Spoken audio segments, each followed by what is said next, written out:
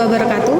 Yang terhormat Dr. Rodi Hariska M.Ed, dan yang saya banggakan teman-teman saya seperjuangan. Sebelumnya perkenalkan, nama saya Anissa Amalia Hazrah dan saya berasal dari Prodi Magister Pendidikan Bahasa Arab. Pada video kali ini saya akan menjelaskan materi 7 sampai 9 pada mata kuliah Filsafat Ilmu dan Integrasi Keilmuan. Nah, dalam rangka untuk melengkapi tugas UAS mata kuliah Filsafat Ilmu dan Integrasi Keilmuan. Baiklah, selamat menyaksikan. Baiklah, untuk materi yang ketujuh berjudul Aliran Filsafat Ilmu dalam Perspektif Islam. Ada Bayani, Burhani, dan Irfani. Pertama, Bayani. Bayani adalah cara memperoleh pengetahuan yang bersumber pada teks wahyu, yaitu Al-Quran dan juga hadis. Nah, pemahaman ini dipahami melalui penafsiran bahasa dan juga dalil. Contoh dalam kehidupan kita sehari-hari ini adalah ketika seseorang itu ingin mengetahui hukum puasa, maka harus merujuk pada Al-Quran dan juga hadis. Yang kedua yaitu Bayani. Bayani adalah cara memperoleh pengetahuan melalui akal dan juga logika rasional. Nah, pengetahuan ini diperoleh dengan cara berpikir sistematis dan juga menggunakan sebab dan akibat. Apa saja contohnya dalam kehidupan kita sehari-hari? Yaitu ketika kita ingin menentukan arah kiblat, maka kita harus memperhitungkan perhitungan astronomi dan juga ilmu falak. Nah, yang ketiga yaitu Irfani. Irfani adalah pengetahuan yang diperoleh melalui pengalaman batin dan juga spiritual. Contoh dalam kehidupan kita sehari-hari yaitu seseorang itu bisa memahami sabar dan juga ikhlas dari pengalaman hidup dan juga pendekatan spiritual kepada Allah Subhanahu wa taala. Nah, kemudian materi ke-8 tentang filsafat ilmu kontemporer, postmodernisme atau kritik atas ilmu. Nah, filsafat ilmu kontemporer itu ditandai dengan munculnya postmodernisme, yaitu aliran yang mengkritik pandangan bahwa ilmu itu memiliki kebenaran yang mutlak.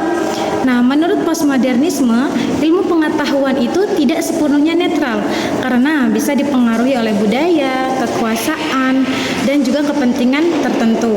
Contohnya dalam kehidupan kita sehari-hari ini adalah suatu peristiwa yang sama bisa diberitakan secara berbeda oleh media yang berbeda untuk kepentingan bersama. Kemudian materi ke-9. Nah, materi ke-9 ini adalah ujian tengah semester sehingga tidak dibahas dalam bentuk teori.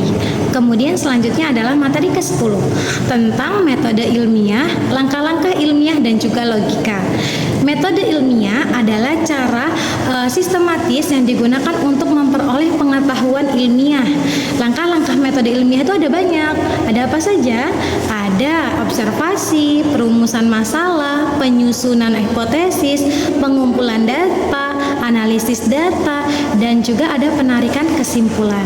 Contoh dalam kehidupan kita sehari-hari ini yaitu seorang guru itu meneliti penyebab rendahnya nilai siswa dengan apa? Dengan mengamati kebiasaan belajar, kemudian kemudian dengan mengumpulkan data dari nilai siswa tersebut, lalu baru menarik kesimpulan. Kemudian materi ke-11, kebenaran ilmiah, ada korespondensi, koherensi, dan pragmatisme.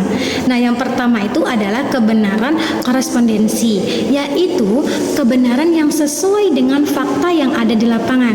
Contohnya dalam kehidupan kita sehari-hari adalah air mendidih itu pada suhu 100 derajat Celcius. Kemudian yang kedua yaitu kebenaran koherensi, adalah kebenaran yang konsisten teori dan juga pernyataan yang lainnya. Contohnya dalam kehidupan kita sehari-hari adalah rumus matematika itu berhubungan satu sama lainnya.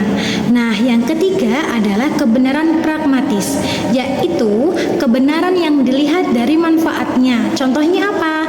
Contohnya adalah metode belajar tertentu dianggap benar yang karena bisa terbukti efektif dalam meningkatkan hasil belajar.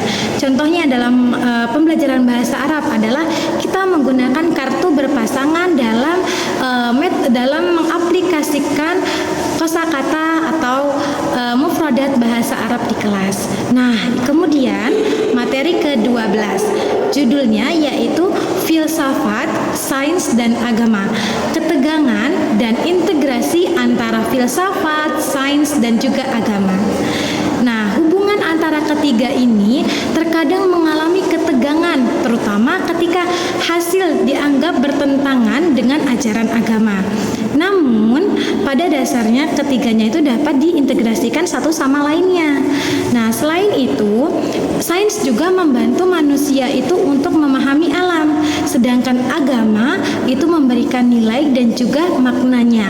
Nah, filsafat ini berperan sebagai jembatan di antara keduanya. Contohnya apa dalam kehidupan kita sehari-hari? Yaitu contohnya ketika kita sakit nih. Nah, seseorang itu ketika sakit akan berobat ke dokter sebagai bentuk usaha ilmiahnya dan berdoa sebagai bentuk pendekatan kepada Tuhannya. Kemudian yang terakhir yaitu materi ke-13 berjudul Integrasi Keilmuan, Definisi, Urgensi dan juga Model Integrasi. Integrasi keilmuan itu adalah upaya menggabungkan ilmu agama dan juga ilmu umum agar saling melengkapi satu sama lainnya. Nah, integrasi ini sangat penting karena agar ilmu itu tidak hanya berpikir secara teknis saja, tetapi juga bermuatan nilai dan etika. Contohnya apa nih dalam kehidupan kita sehari-hari? Yaitu contohnya pendidikan Islam itu tidak hanya mengajarkan teknologi dan sains saja, tetapi juga mengajarkan akhlak dan karakter pada peserta didik. Mungkin demikian video materi dari 7 sampai 13 dalam mata kuliah filsafat dan ilmu dan keintegrasi keilmuan yang dapat saya sampaikan. Kurang lebihnya saya mohon maaf. Semoga video ini dapat bermanfaat bagi kita semua. Wassalamualaikum warahmatullahi wabarakatuh.